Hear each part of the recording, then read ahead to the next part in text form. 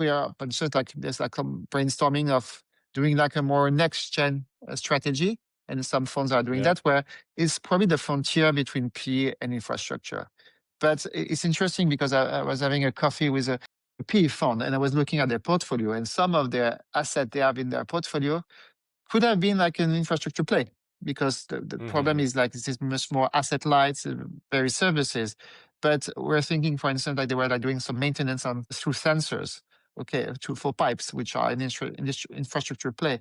And the idea would be like, can we like kind of develop this kind of metering or sensors, like a more industrial way in order like to create like a more asset heavy, I would say, businesses, which have like a connectivity piece, because I mean all those sensors connect like through digital, in order like to kind of create like an infra play. So typically, you may want like to acquire a business with you feel like is P from day one, but if you have a plan to turn it as an infra player and to de-risk the business, could be that by extending the contracts, so you have like more visibility on the cash flow, more contracted capacity, make it more asset heavy by acquiring maybe some of the kind of the infrastructure in place. So it could be sensor, it could be like the walls of the business.